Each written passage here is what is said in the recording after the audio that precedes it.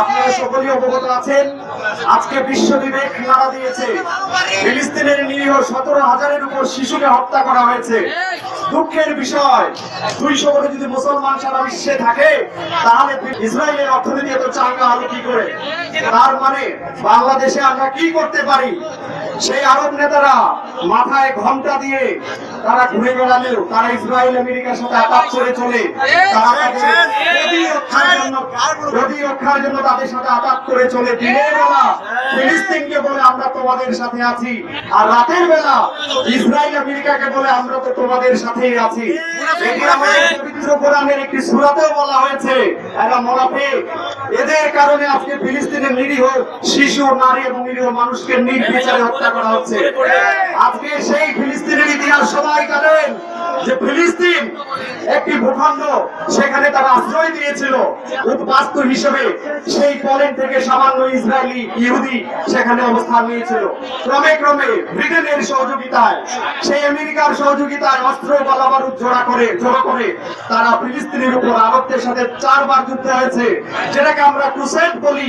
আজকে নানা ঢঙ্গে, নানা স্টাইলে আপনারা যে যাই বলুন, আর এই ইতিহাসের ব্যাখ্যা যেভাবেই করুন, এটি প্রকাশ্যে না বললেও এটি ধর্মযুদ্ধ শুরু করেছে ইহুদি এবং খ্রিস্টান।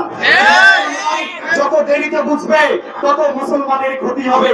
আজকে এই আরব নেতারা তারা আঘাত করে চলছে, সেটা ঠিক, কিন্তু মনে রাখতে হবে গাজা শুধু আছে, গাজা একাই নয়।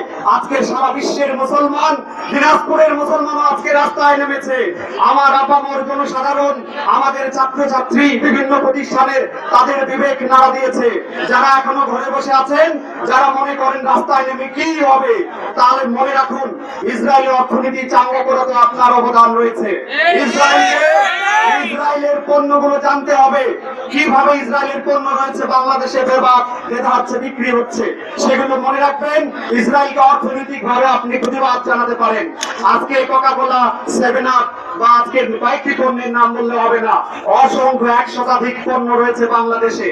যদিও ইসরায়েলের সাথে বাংলাদেশের অর্থনৈতিক এবং রাজনৈতিক বা কূটনৈতিক সম্পর্ক নেই, কিন্তু ইসরায়েল অত্যন্ত দ্রুত তারা মুসলমানের সাথে আঘাত করে, মুসলমান যখন তারা পরাজিত হয় তখন তারা মুসলমানের সাথে সন্ধি আটে। এবং আজকের এই জাতিসংঘ, উত্তর কোরিয়া ঠিকই বলেছে, এটি আমেরিকার একটা অফিস। আমেরিকার তাবেদারি করবার জন্য, মুসলমান নিধনের জন্য। আজকে আমি প্রশ্ন রাখতে চাই বিশ্ব বিবেকের কাছে, সকল জাতি ধর্মের মানুষের কাছে, ইরাকে কি অজুহাতে হামলা করে লক্ষ লক্ষ মানুষ হত্যা করা হয়েছিল? তারা বলেছিল, আমেরিকা বলেছিল পারমাণবিক বোমা আছে, জাতিসংঘ বলেছে নেই, আইএইএ বলেছে নেই। তারপর হামলা করে কি পাওয়া গেছে? সমস্ত শিশু, নারী শিশুদের উপর নির্বিচারে দেহাবশেষ পাওয়া গেছে। কোন পারমাণবিক বোমা ছিল না। লাদেন ইস্যুতে আফগানিস্তানকে তছনছ করে দিয়েছে।